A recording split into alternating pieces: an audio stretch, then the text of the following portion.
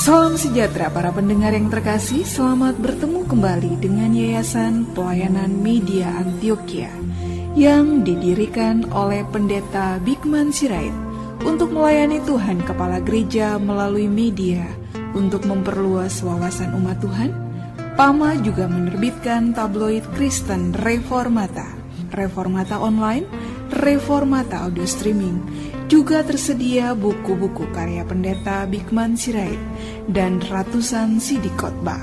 Doakan dan ikutilah pelayanan PAMA di 33 radio lainnya, di berbagai kota dan pelayanan televisi, di Indovision Live Channel 70 setiap Rabu pukul 11 dan 23 waktu Indonesia Barat, Minggu pukul 17.30 waktu Indonesia Barat, dan Senin pukul 00.30 waktu Indonesia Barat. Kabel Vision Family Channel setiap Rabu pukul 6, 12 dan pukul 18 waktu Indonesia Barat. Sabtu pukul 6.30, 12 dan 19.30 waktu Indonesia Barat.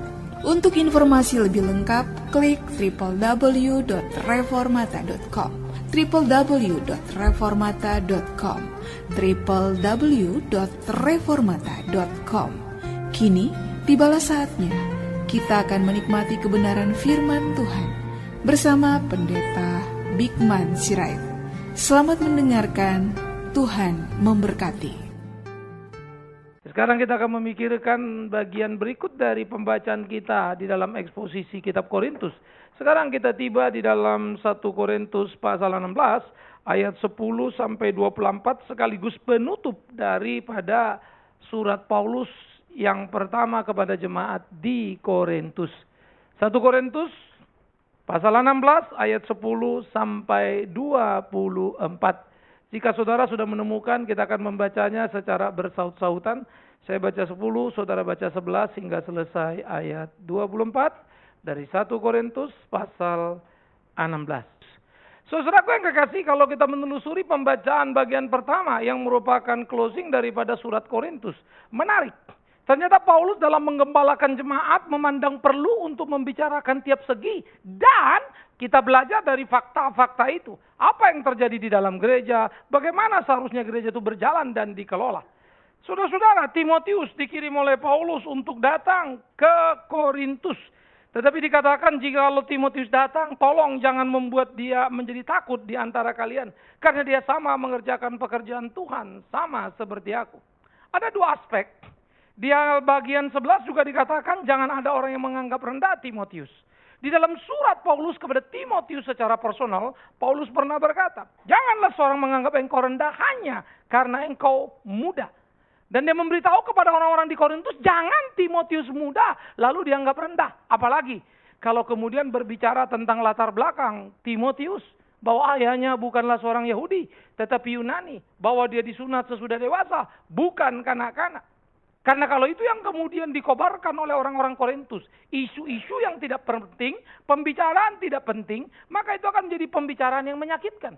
Oleh karena itu Paulus memberi pengetahuan kepada orang Korintus, jangan. Saudara-saudara, di dalam bagian seperti ini, ada bagian yang boleh kita bicarakan, ada bagian yang tidak perlu kita diskusikan. Ya, ada bagian-bagian di mana kita melihat apakah kalimat ini menjadi berguna atau tidak.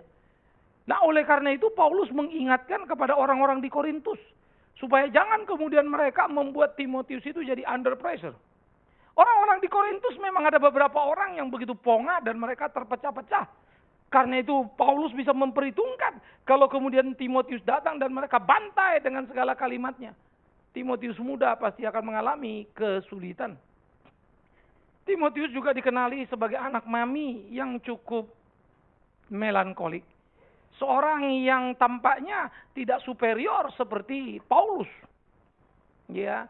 Oleh karena itu apa yang dikatakan oleh Paulus menjadi bagian penting untuk membenahi dan mempersiapkan orang-orang Korintus bagaimana bersikap terhadap Timotius. Tetapi ada satu hal yang menjadi penting. Paulus sangat menyukai Timotius dan dalam suratnya di 2 Timotius tampak betul pujiannya. Bagaimana Timotius bertumbuh dalam kesungguhan pelayanan. Timotius punya hati yang murni dan motif yang sangat jelas dalam melayani Tuhan. Sehingga saudara-saudara yang kekasih, keunikan dan keunggulan tiap orang dalam melayani Tuhan menjadi sesuatu yang perlu ditumbuh kembangkan. Dan Paulus sebagai bapak rohani memberikan bimbingan yang sangat jelas kepada Timotius. Apa yang perlu Timotius muda lakukan. Saudara, saya pikir ini menjadi perlu dalam hidup kita. Orang muda selalu merasa lebih tahu apa yang perlu bagi dia. Dan mengabaikan pengalaman orang tua yang diwariskan kepadanya. Mengapa?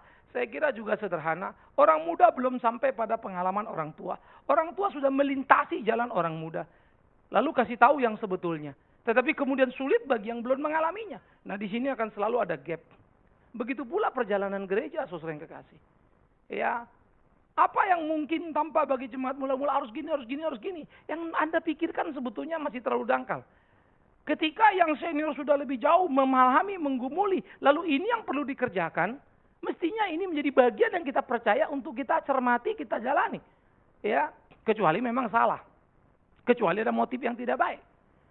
Tetapi percaya kepada yang tua, percaya kepada pemimpin, itu pun diajar Alkitab di dalam surat Ibrani misalnya. Dengarkan apa kata pemimpinmu. Karena jikalau tidak, untuk apa yang kau punya pemimpin? Jangan pernah mau menjadi pengikut. Dan tinggalkanlah. Karena engkau akan menghabiskan energimu menjadi pengikut yang terus-menerus ribut dengan pemimpinmu. Lucu sekali. Ya, sehingga tata krama yang coba diajarkan Paulus ini menjadi sangat penting dalam etika Kristen yang tinggi. Yang harusnya kita emban untuk menciptakan kebersamaan kita. Kalau saya jadi pegawai di sebuah kantor, saya lawan melulu manajer saya. Ya siap-siap saya dikeluarkan. Ya, kalau gaji saya nggak naik, lalu saya ribut. Padahal saya terus ngelawan manajer. Itu kan bodoh sekali. Maka kamu dengar dia dong. Perhatikan dia. Kalau dia lebih bodoh, pasti kamu yang jadi manajer. Pasti ada keunggulan dia membuat dia jadi manajer dan kamu bawahannya. Minimum kamu miskin pengalaman. Minimum kamu miskin apa yang terjadi di dalam sepanjang sejarah perusahaan. Sehingga menempatkan diri menjadi penting, saudara. Tetapi kemudian kepada yang senior-senior diingatkan oleh Paulus. Untuk mengingat kepada kondisi Timotius. Karena memang banyak celah untuk mereka berbicara tentang Timotius yang muda. Yang berlatar belakang papa bukan seorang Yahudi. Yang disunat sesudah usia cukup banyak. Dan tidak disunat dalam usia 8 hari. Sesudah mengenal Kristus dalam pelayanan baru Paulus minta dia supaya disunat. Jadi bagi orang-orang Kristen berlatar belakang Yahudi, dia bisa dibantai bukan? Mereka akan mendiskusikan hal-hal yang sebenarnya tidak penting. Dan akhirnya tidak mampu merespek dan merespon terhadap pelayanan Timotius yang ada justru merusak tubuh Kristus dalam pelayanan itu sendiri. Nah jadi di dalam hal seperti ini saya pikir ya menjadi penting saudara yang kekasih. Nilai-nilai yang harus kita bangun di dalam hidup berjemaat. Etika yang harus kita tumbuh kembangkan. Mana penting, mana tidak penting, mana yang harus dilakukan, mana yang harus tidak dilakukan. Sehingga dengan demikian kita bisa menjalani hari-hari kita. Ya, ini perlu. Seluruh proses dalam kehidupan berjemaat itu bukan sebuah proses yang sederhana. Sebuah proses yang panjang, saudara. Katakanlah kalau misalnya saya membuat satu pelayanan. Itu bukan pergumulan 1 hari. Panjang jungkir balik, sudah semua-semua sampai tahu apa yang saya mesti kerjakan. Ya. Ini menjadi perlu. Pergerakan-pergerakan nilai. Misalnya kenapa sih kita bikin sekolah misalnya ya. Karena kita sadar betul kalau kita mau mengubah wajah desa, kita nggak bisa datang dan pergi. Kita mesti bisa berlaku sebagai misionari, datang dan tinggal. Kalau datang pulang, apa banyak faktor yang kita bisa bikin? Kita bisa berkata, yang penting kan menabur Pak, orang lain yang menuainya nggak apa-apa. Iya kalau kita naburnya benar. Udah nggak benar nabur, waktu pendek lagi. Namanya nabur pun perlu gembur tanahnya, perlu diolah sedemikian rupa kan demikian. Sehingga kita mesti penting untuk memikirkan lalu bagaimana lagi, pergi lagi, kembali lagi, dan membina mereka sedemikian luar biasa. Mau mengubah wajah desa bagaimana caranya? Mau mimpi apa kita? Sehingga kita tidak bisa melakukan sesuatu supaya tampak kita sudah melakukan. Tetapi sebetulnya impact itu hanya dalam diskusi, tetapi bukan dalam kenyataan. Nah, ini kita harus hati-hati. Karena itu saya kagum pada misionari-misionari yang rela meninggalkan negeri mereka, masuk ke pedalaman. Bahkan di Indonesia yang antah berantah itu. Demi Injil itu. Mengagumkan. Mereka mengubah banyak wajah. Wajah yang tidak punya pengharapan mengenal kebenaran itu. Karena itu kita bangun sekolah. Karena kita sadar betul. Membina orang ini penting. Membangun gereja orang tetap bodoh tidak bisa baca tulis mau diapain. Kalau mau membangun gereja dan maju. Orang harus pintar. Mau pintar di mana? Ya sekolah. Tapi kalau cuma bikin sekolah asal sekolah, ya nggak ada gunanya. Maka bikinlah sekolah yang bagus, sekolah yang luar biasa supaya mereka bagus dan luar biasa. Konsekuensinya apa? Ya biayanya tinggi. Tetapi kalau kita mau melayani, apa yang biaya rendah? Mana ada? Melayani Tuhan pun biaya tinggi. Karena kita harus siap berpisah dengan raga kita. Kita harus siap mempersembahkan nyawa kita. Kan harus begitu mestinya. Itu keunggulan kita. Karena toh yang kita garap, apa yang Tuhan percayakan adalah nilai yang tidak ternilai. Yaitu tubuhnya, hidupnya yang diberikan kepada kita. Siapa yang mau menilai itu dengan apa? Nah oleh karena itu saudara yang kekasih, semangat dan gairah pelayanan ini seperti yang harus kita kembangkan. Dan bagaimana itu dilakukan dalam nilai-nilai yang sangat perlu. Sehingga dikatakan, tolonglah dia supaya dia melanjutkan perjalanannya dengan selamat.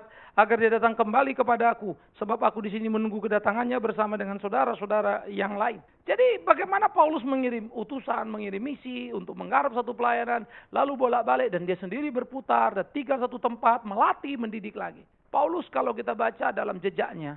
Paulus paling terkenal dengan banyak murid yang dilahirkannya. Ya, banyak orang-orang yang muncul ke permukaan. Priscilla, Aquila, ada orang yang dididik oleh Paulus. Ya, lalu bagaimana Timotius, Titus, dan yang lain-lainnya lagi. Ada banyak sekali tercatat nama-nama yang menjadi tim yang kemudian dilatih pemuritan oleh Paulus. Ini menarik, saudara. Ya, saya selalu berpikir kalau saya mati, pikiran saya siapa yang bisa nangkep ya? Semangat saya siapa yang bisa merekam ya? Kalau sampai saya mati tidak ada, maka saya sudah gagal hidup. Nah karena itu saya harus belajar murni selama saya hidup. Untuk mewariskan apa yang bisa saya pikirkan. Apa yang saya bisa dedikasikan dalam pelayanan itu. Nah inilah semangat kita, inilah pertarungan kita. Karena itu saya akan membimbing yang lain-lain untuk terus maju, terus maju, terus maju. Tetapi yang muda pun terus belajar. Untuk pada dirinya dia bertumbuh menjadi seorang yang luar biasa. Itu kalimat personal Paulus pada Timotius. Jadi pada orang lain dia bilang, tolong jangan anggap dia rendah. Tapi sama Timotius juga dia ngomong, Timotius, jangan kamu menjadi rasa rendah karena kamu masih muda. Jadi dia dua arah memberikannya.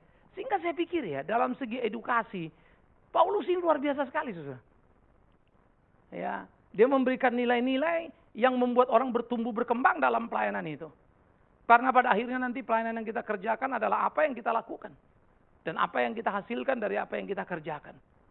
Ya, bagaimana kemudian itu bisa menyenangkan Tuhan, bukan menyenangkan diri kita. Ketika kita mengenal Tuhan, ingatlah, hak prerogatif hidup kita sudah hilang. Karena seluruh hak prerogatif hidup kita ada pada tangan Tuhan. Tidak penting apa yang kau mau, tapi penting apa yang Tuhan mau.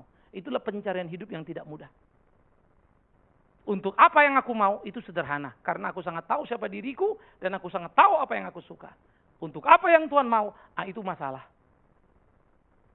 Karena ketika aku belajar, aku tahu apa yang Tuhan mau. Tapi aku tidak suka apa yang dia suka. Maka aku dan Tuhan sudah menjadi berbeda. Karena itu dia bilang, kalau kamu mau ikut aku, cuma satu. Sangkal dirimu, pikul salibmu, ikut aku. Tidak, jangan. Penaklukan diri yang luar biasa, bukan? Inilah hidup kita. Di dalam hidup melayani Tuhan, saudaraku yang kekasih. Berani untuk melepaskan hak prerogatif kita terhadap diri kita sendiri. Karena itu bukan milik kita lagi, tetapi menjadi milik Tuhan. Karena itulah tiap apa yang kita rancang bangun dalam hidup kita, menyongsong hari ke depan kita, kita harus berdiskusi dengan batin kita. Tuhan mau apa? Pelayanan pun sama. Apakah pelayanan yang saya kerjakan untuk diri saya? Saya pun mesti bertanya. Ataukah pelayanan ini murni memang untuk kemuliaan Tuhan? Kalau saya pergi khotbah, saya bisa khotbah untuk beberapa tujuan. Orang bilang, wah hebat Pak Bigman ya pelayanan sana sini, waduh luar biasa capek ya Pak ya. Tapi kalau dihitung-hitung, oke, capek-capek. Tapi kalau saya pelayanan sana sini, khotbah sana sini dapat amplop banyak. Sebetulnya saya kejar mau capek untuk Tuhan atau mau amplopnya. Kalau mau amplop capek, semua orang juga begitu kan. Tidak perlu jadi pendeta. Jadi sebetulnya saya sebagai pendeta khotbah sana sini itu hebat apa enggak? Belum tentu hebat. Bisa jadi saya penjahat. Karena sebetulnya yang saya cari bukan Tuhannya. Yang saya kobarkan bukan Tuhannya. Tapi saya cari amplopnya. Waktu kita dirikan gereja ini untuk apa? Untuk kebanggaan Bigman Sirait kah? Maka saya sebagai pendiri yang kacau balau. Karena itu saya harus menguji apa yang saya lakukan. Dan mengajar kepada tiap umat berjalan pada apa yang akan kita kerjakan. Gereja kita akan berdiri di atas semangat misi. Dan itu yang akan kita emban. Itu yang akan kita jalani. Ya, itu yang akan kita lakoni. Semangat misi yang harus terus bergerak dalam kemurnian batin kita. Mudah bagi saya menghimpun banyak hal.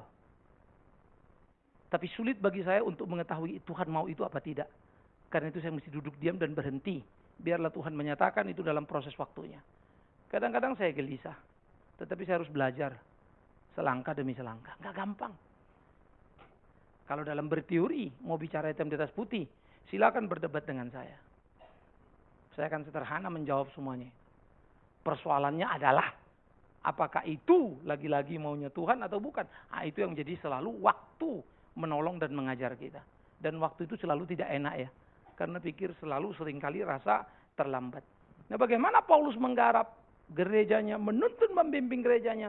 Bagaimana Paulus mempersiapkan Timotius untuk terus belajar, menemukan dirinya, menghargai panggilannya sebagai hamba Tuhan. Dan umat itu untuk belajar menghargai Timotius sebagai seorang yang memiliki hati murni yang melayani. Tetapi ada kelemahan kekurangan yang tidak boleh dibantai pada diri dia. Kelemahan kekurangan itu kan bukan mau dia. Kalau misalnya bapaknya bukan orang Yahudi, emangnya maunya Timotius? Bahwa bapaknya bukan Yahudi? Kan tidak.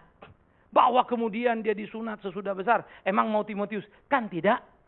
Bahwa dia sedikit melankolik, apa itu maunya Timotius? Kan tidak. Itu bagian pendidikan yang didapat diwarisi. Tapi hati yang murni, yang tulus melayani Tuhan, itu yang harus menjadi penghargaan pertama dan utama kita. Saudara jangan mimpi dapat orang yang ideal seperti yang saudara mau. Dan saya pun sebagai orang yang akal sehat tidak pernah mimpi menjadi orang yang ideal bagi siapapun. Aku adalah aku dan aku akan bersikap sebagaimana aku dengan segala potensi yang ada. Ini saya. Tetapi hati tulus, motivasi yang murni akan terus kujaga. Apapun yang kukerjakan tidak ada motif yang terselubung di dalamnya. Tapi kalau saya tidak suka, saya akan bicara saya tidak suka. Saya tidak suka menyembunyikan apapun. Saya lebih suka dinilai orang secara salah daripada saya salah untuk menilai dan memaki orang. Kalau kita salah dinilai orang mau diapain? Tapi jangan sampai kita yang salah menilai orang. Nah itu apa-apa itu. Karena sudah seharusnya kita menghukum diri kita, bukan? Paulus ajarkan orang untuk menjadi dewasa dalam bergereja, dalam berjemaat. Tetapi fakta lain bahwa di dalam gereja, di dalam jemaat itu ada kericuan. Yes. Surat Paulus menunjukkan jejak itu sangat jelas sekali. Kental sekali. Karena itulah saudara, belajar untuk saling mengerti, belajar untuk saling memahami ini tidak sederhana. Ya, saya tipe orang yang nggak mau kalah. Tapi harus belajar mengalah. Waduh, berat itu. Ya, tidak gampang buat saya. Tapi saya harus belajar terus. Ya. Sehingga saya mesti pikir cara. Gimana caranya ya? Kadang-kadang diam adalah cara saya untuk menjinakkan diri saya. Tak gampang. Ya. Pride kita itu kalau diganggu nggak sederhana ya. Tetapi kita harus belajar. Karena kita lagi mau ikut siapa? Tuhan. Ini bukan tentang siapa kamu, berapa jasamu. Tidak penting. Tapi ini tentang Tuhan yang kita layani itu. Karena itulah hidup bergereja menjadi penaklukan tadi itu. Diri kita kepada kehendak Allah. Melepas hak prerogatif diri kita terhadap keputusan-keputusan mutlak Allah yang dia mau kerjakan pada kita itu apa. Bergereja menjadi satu bagian yang unik yang harus kita jalani dalam keseharian kita, saudara yang kekasih. Lalu dia juga berbicara tentang Apolos sesudah berbicara tentang Timotius. Paulus berkata Apolos telah berulang-ulang kali didesak oleh Paulus mendatangi Korintus, tetapi Paulus memilih tidak. Sampai Apolos bilang nanti lain kali, dan Paulus bilang mungkin kalau lain waktu dia akan datang. Why? Itu pertanyaan juga bukan? Saya lihat Apolos juga cukup bijak, lebih bagus untuk dia tidak datang sebetulnya memang situasinya juga. Paulus memang punya pendekatan lain meminta Apolos datang. Tapi Apolos memilih lebih tidak. Ada apa di Korintus sampai dia tidak datang? Pasal pertama sudah bercerita pada kita bukan? Bahwa Korintus tercabik-cabik. Ada kelompok Apolos, ada kelompok Paulus, ada kelompok Kefas. Kan gitu. Malah ada yang menyebut dirinya lagi kelompok Kristus. Sampai Paulus marah, apakah Kristus terbagi-bagi? Tampaknya Apolos juga tidak enak hati terhadap situasi itu. Lebih bagus dia tidak datang supaya orang-orang kelompok-kelompok yang mengagung-agungkan dia juga jadi tidak terlalu gaungnya itu tidak terlalu jadi makin kencang. Lebih bagus dia menghindarkan diri. Ya, Paulus meminta dia datang untuk bikin orang lebih matang misalnya ya, coba jelaskanlah, kamu datang kasih tahu saja. Tapi Apolos merasa tidak karena style Pak Apolos dan Paulus memang beda. Paulus dalam knowledge, dalam pengertian jauh lebih tinggi daripada Apolos. Apolos pengkhotbah yang terkenal, pasti lidah luar biasa. Tetapi berapa kali dia khotbah salah. Lalu diluluskan oleh Priscilla, Aquila yang notabene murid daripada Paulus. Tapi orang levelkan Paulus dengan Apolos. Gila juga ya. Sampai sekarang pun sama terjadi. Terlalu banyak pengkhotbah yang populer karena fasilitas. Ya, tidak sedikit dari saudara-saudara yang selalu belajar baik-baik, begitu dengar tahu kalau itu salah. Nah, Apolos orang ada yang retorika bagus, isinya kurang, salah, dikoreksi. Tapi tahu diri, ini yang saya kagum. Kalau sekarang orang dikoreksi mana mau ya, kalau yang koreksi itu orang lain, wah dia rasa dia sudah top, untuk apa dengar itu? Dia akan bela dirinya mati-matian.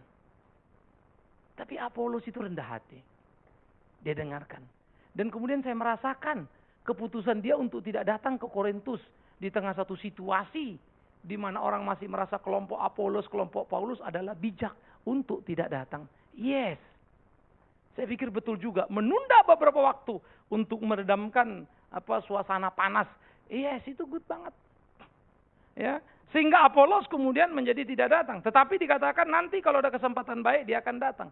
Kesempatan baik adalah situasi, emosi, ya, kondisi psikologis yang ada di dalam jemaat Korintus. Nah, sesudah dia berbicara tentang Timotius, dia berbicara tentang Apolos.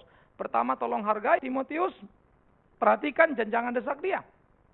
Tapi Apolos dia nggak ngomong gitu ya. Karena Apolos adalah pengkhotbah yang dihargai di Korintus. Tapi soal dia tidak datang, dia punya alasan nanti lain waktu akan datang.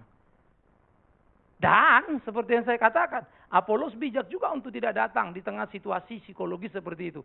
Ada perpecahan blok-blokan. Kelompok ini, kelompok itu dan seterusnya. Jadi bergereja itu nyaman, nikmat. Kalau saja semua orang dewasa dan tahu menempatkan dirinya. Alangkah bagusnya dinamika hidup ini.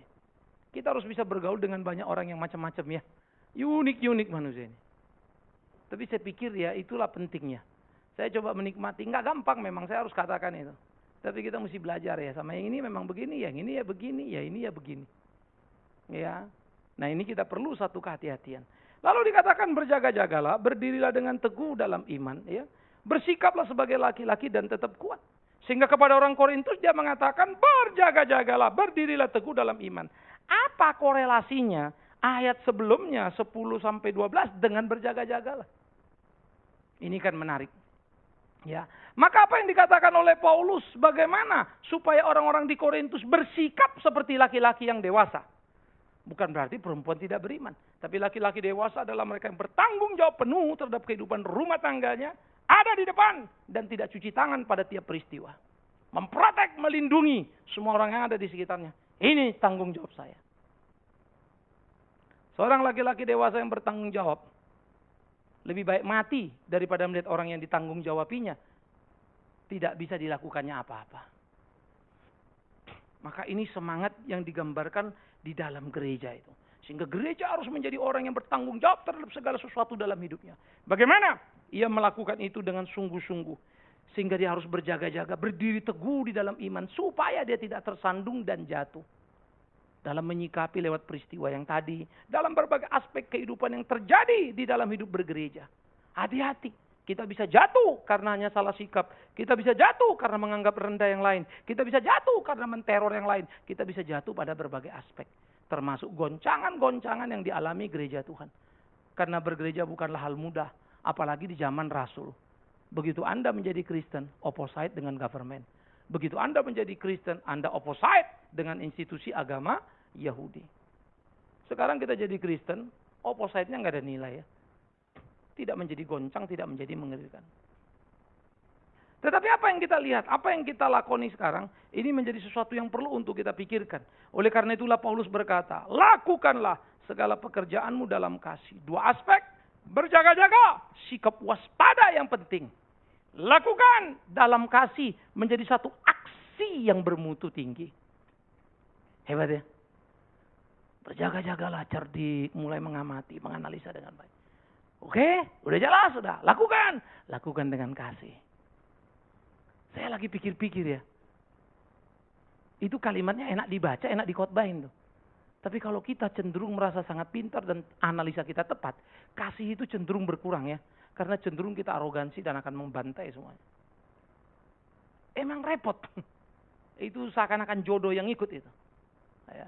Di sisi lain kita pun seringkali kalau sudah merasa tahu salah pun kita ngotot. Ini juga jadi repot lagi. Nah ini menjadi kengerian-kengerian di dalam gereja yang bisa jadi ancaman serius. Jadi jangan pikir dari luar sana orang datang lempar bom ke gereja lalu gereja hancur. No. Bomnya belum datang kita sudah meledakkannya. Maka perlu kehati-hatian saudara. Ya, bagaimana kita mencermati itu? Bagaimana kita mengamati itu? Bagaimana kita berjalan di situ? Oleh karena itu dikatakan, bersiaplah, bersikap sebagai laki-laki, berjaga-jaga, tetap kuat, lakukan dalam kasih. Jadi saudara, inilah pergumulan kehidupan gereja. Bagaimana kuat dan bertanding di dalam sikap iman yang sungguh-sungguh. Jadi jangan menerjemahkan terlalu jauh dulu. Yang dikatakan Paulus menarik bagi saya. Dan saya pikir seringkali diabaikan gereja. Berjaga-jaga dalam iman, nanti setan datang kita lawan. Berjaga-jaga dalam iman, kita dianiaya, kita kuat. Berjaga-jaga dalam iman, nanti kalau kita sakit kita berdoa. Berjaga-jaga dalam iman. Kalau kemudian kita mau dihancurkan, kita bertahan. Tapi kita lupa ada kerikil-kerikil yang bahaya di dalam gereja. Yang bisa bikin kita jatuh dan mati sendiri. Sebelum musuh yang sesungguhnya itu datang. Ia sudah menggarap lewat pertikaian, perpecahan, kekacauan yang ada. Gereja itu seperti di bonsai ya. Ada segitu-segitu terus. Gak akan pernah bertumbuh dan gede. Dalam kualitas dan sepak terjangnya. Yang satu lagi dipompa, disuntik pupuk terus gedenya setengah mati. Tapi akarnya gak kuat, datang angin ambruk semuanya. Menjadi gereja yang kuat dan sehat. Itulah yang diingatkan oleh Paulus. Ternyata interaksi antara kita menjadi kata kunci pertama yang perlu kita pikirkan. Bagaimana tegar menghadapi kehidupan. Tapi bagaimana dalam kasih menjalani hubungan. Saudara-saudaraku yang kekasih, ini menjadi saya bilang tadi seni yang tidak mudah. Tetapi harus kita mainkan dalam kehidupan kita. Sehingga hidup kita itu menjadi hidup yang berimbang. Bagaimana kita berjalan dalam prinsip-prinsip yang sangat penting. Yang kuat dalam hari-hari kita. Nah biarlah ini menjadi pergumulan kita yang kita pikirkan. Dan bagaimana kita berjalan untuk mengerjakan segala sesuatunya. Lalu Paulus juga mengatakan, ada permintaan lagi kepada kalian. Jadi di antara permintaan dia selipkan sikap Kristen yang sejati tadi. Yang berjaga-jaga dengan teguh dalam iman.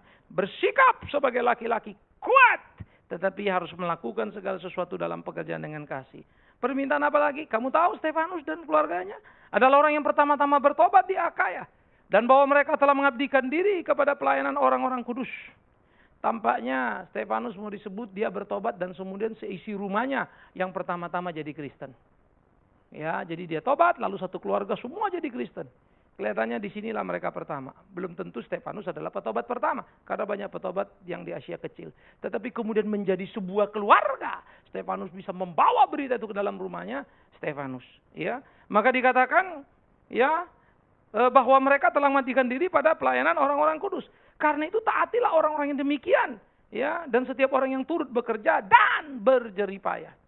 Artinya the quality of life atau the quality of faith-nya Stefanus sudah kelihatan. Dia dan keluarganya melayani Tuhan. Orang seperti itu harus kau perhatikan. Mereka berjeripayah. Buah hidup mereka tampak nyata. Taati mereka. Jadi jangan taati dia hanya karena dia orang penting. Jangan taati dia hanya karena dia banyak koneksi. Jangan taati dia karena dia banyak uang. Taati dia karena nilai hidupnya yang luar biasa.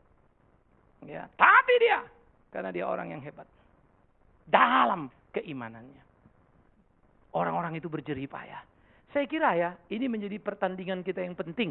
Karena apresiasi yang diberikan oleh Paulus mencerminkan apresiasi rohani yang kita butuhkan dalam hidup kita.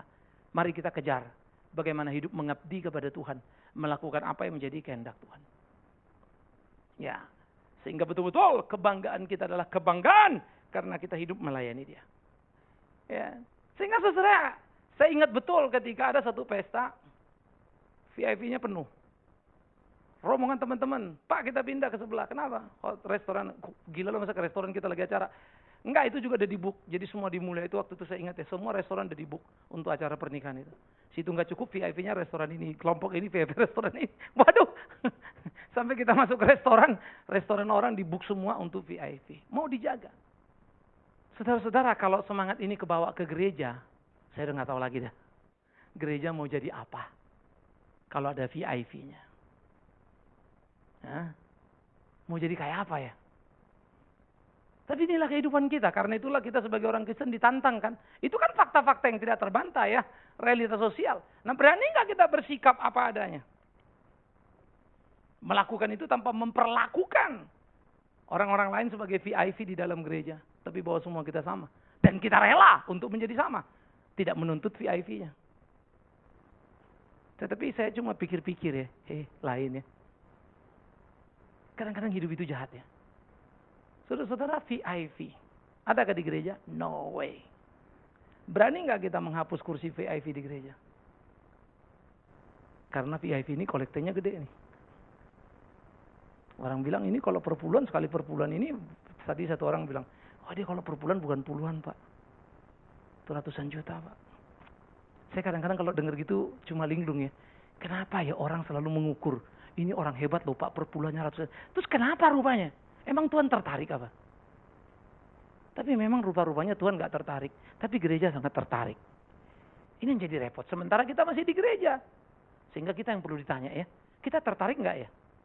Halo? Hah? Kok kalian malu-malu kucing? Kita tertarik gak pada VIP yang ratusan juta atau miliaran sekali ngasih? Hah? Enggak ya? Karena saudara gak bisa ngasih kan. Coba kalau saudara ngasih miliaran, saudara minta jadi VIP. Pak Bigman tolong ya, persembahan saya udah naik nih. Waduh, saya jangan ditaruh di belakang dong Pak. Kemarin ada satu orang cerita sama saya, it's a true story. Ini orang kaya besar sebetulnya, ya. Lalu tapi belum Kristen. Lalu ada saudaranya ujuk-ujuk ajak lah, ayo ke gereja. Ya udah jalan kan. Ya, orangnya sangat low profile. Kamu ngeliat pokoknya kamu udah nggak menduga aja. Kalau dia itu orang kaya besar. Ya. Kalau saya bicara kaya besar itu bukan 50, 75 M ya. Udah ada ratusan ke atas lah. Ya. Sudah mendekati ketik atau makan mungkin lewat. Ya udah ayo datang. Pas dia datang dia mau duduk dong ada kursi kosong. Asal geritan, Pak, tolong jangan di situ Pak. Sebelah sana saja. Ini udah ada yang tepunya Pak. Dia kan bingung, orangnya nggak ada kok. Tapi karena diatur ya dia, kenapa kelipuk, dia pergi ke sebelah. Ya, nggak lama lagi pas kebaktian udah jalan apa, baru dia lihat orang itu gujuk-gujuk datang. Rupanya VIP ya. Sudah pesan kursi saudara. Gila juga ya. Satu kali itu dia pulang, ngomong sama saudaranya. Mulai sekarang lu jangan ajak-ajak ku ke gereja ya. Ingat lu, ku ke gereja lu maki-maki lu. Sambil marah-marah besar deh. Waduh Pak saya dimarahin habis katanya. Itu kurang ajar juga tuh gereja dia ngomong deh gitu ya. Masa kursi asal gedenya kelewatan. Orang mau duduk gak boleh. Saudara, hargailah orang pada posisinya. Perlu kita menghormati orang lebih sukses dari kita. Perlu. Tapi jangan mendewakannya. Dia bukan Tuhan karena itu. Kalau Anda muda berlaku sopanlah pada yang tua. Jangan kurang ajar ya. Sopan dikit lah, santun dikit. Tahu menempatkan diri. Jangan petantang-petenteng. Hormati yang tua karena dia tua. Hormati yang berhasil karena dia berhasil itu. Tiap orang perlu dihormati. Tetapi jangan pernah mendewakan satupun di antara mereka. Paulus tidak pernah minta kelas itu. Dia hanya minta perlakuan yang seharusnya terhadap Timotius, terhadap Apolos pengertian yang semestinya, lalu terhadap Stefanus yang berjerih payah bagaimana melayani. Ternyata orang yang dihormati di gereja adalah orang yang berbuah dalam hidup pelayanannya. Orang yang punya nilai, yang mau berjerih payah untuk Kristus Tuhannya. Dan Paulus juga menyampaikan rasa gembiranya atas kedatangan Stefanus, Portanus, Akius ya. Karena melengkapi apa yang masih kurang padamu. Tampaknya dia menjadi utusan orang Korintus untuk bertemu dengan Paulus. Lalu dikirim lagi surat balik ke sana. Karena mereka menyegarkan rohku dan roh kamu. Hargailah orang-orang yang demikian. Selalu saya lihat kalimat di dalam Alkitab. Hargai orang yang mau berjerih payah. Melakukan pekerjaan untuk Tuhan. Yang tidak ribut pada penghargaan dirinya. Yang selalu mau melakukan apapun untuk Tuhannya.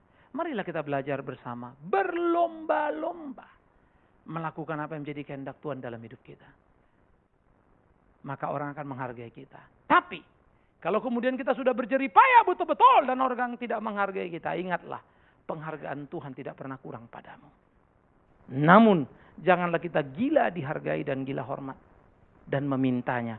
Karena itu kebodohan yang paling mengerikan dalam kerohanian. Tapi jangan sampai kita tidak dihargai orang. Karena kebodohan dan tidak berharganya kita. Itu juga akan menjadi sesuatu yang menyakitkan. Karena itu kita berlatih.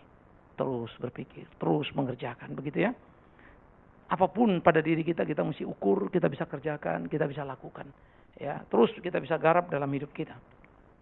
Salam kepadamu dari jemaat-jemaat di Asia Kecil, Aquila, Priscilla, dan jemaat di rumah mereka menyampaikan berlimpah-limpah salam kepada Korintus. Ya, hubungan antar gereja, antar jemaat dalam berbagai tempat yang sangat menarik. Salam padamu dari saudara-saudara semuanya, sampaikan kepada yang lain dalam cium kudus. Dengan tanganku sendiri aku menulis ini, salam dari Paulus. Ketika dia mengatakan dengan tanganku, itu ada pengaruh yang cukup sensitif. Karena bisa saja Paulus memakai orang lain untuk menyuruh menulis. Tetapi ketika dia menulis sendiri, ada hal yang sangat emosional di sana, menjadi personal sekali. Ya, ini berbeda dengan iklan di TV ya. Kirimkan, dapatkan berita-berita Alkitab langsung dari tangan saya. Ini kalau itu saya nggak percaya, pasti dia bikin masuk ke komputer yang jalan. Jangan-jangan tuh air udah numpuk 30, 40, 100 item. Apa sulitnya, itu kan program banyak. Tinggal ngomong dari tangan saya. Kapan lah dia sempat mencet-mencet itu?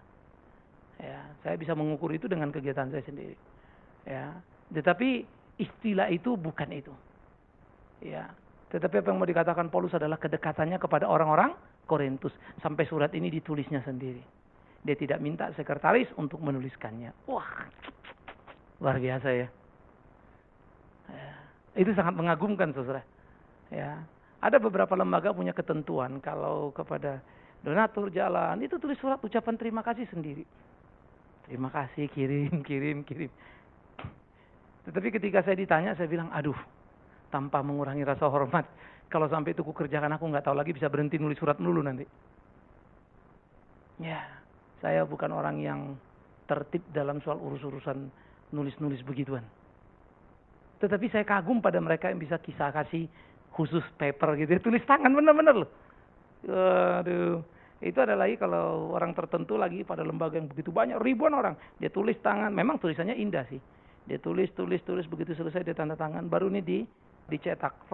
Tulisan tangannya yang kita baca dalam bentuk kopian atau cetakan. Menarik juga kadang bacanya. Boleh juga nih ya.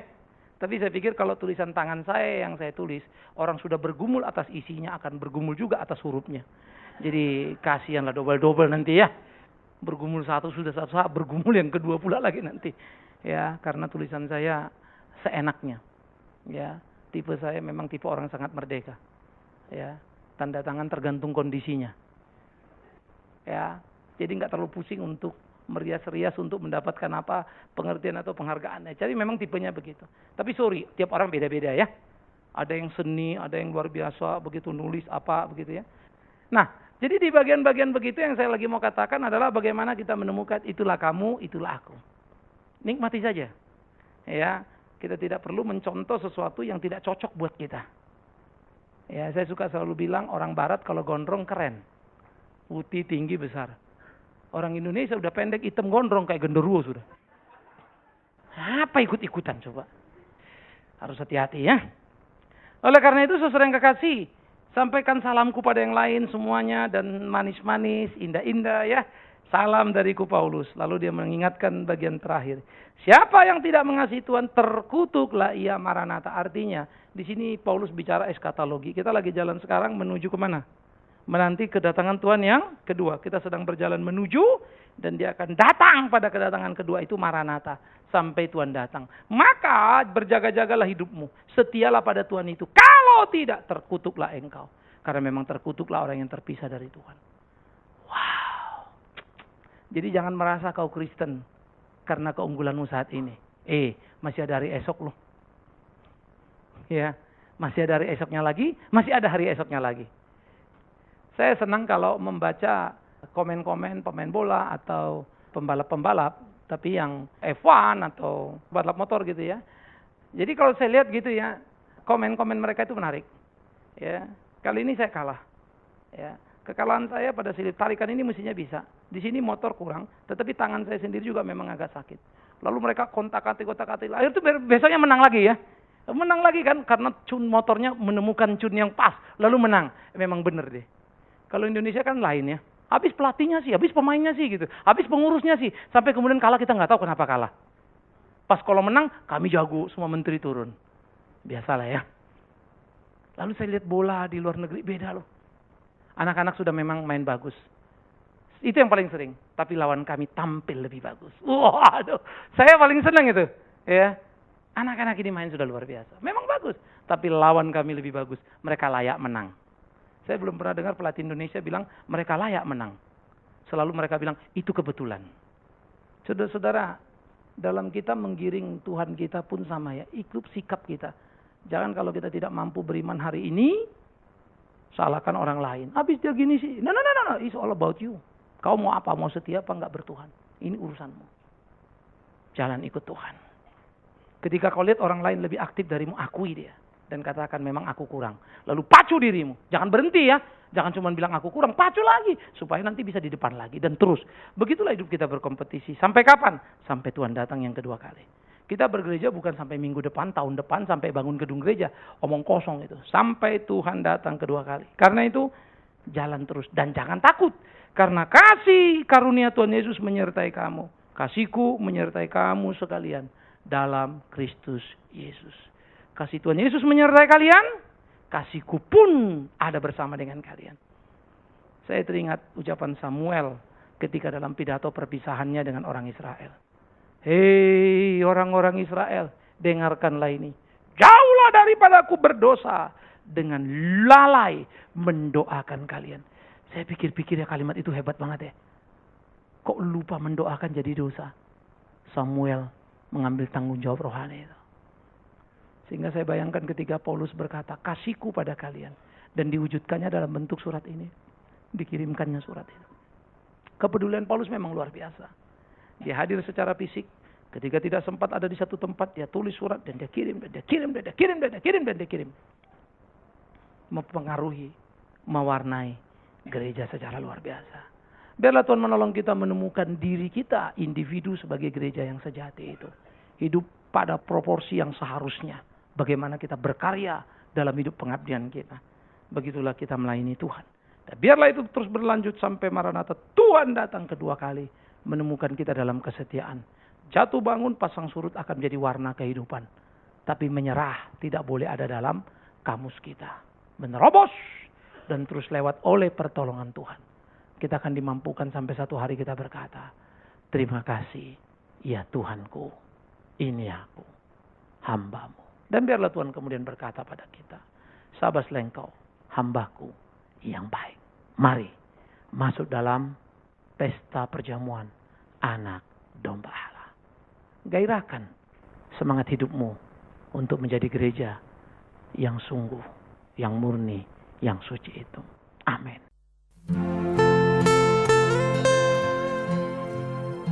Kita telah mendengarkan firman Tuhan yang disampaikan oleh Pendeta Bikman Sirait.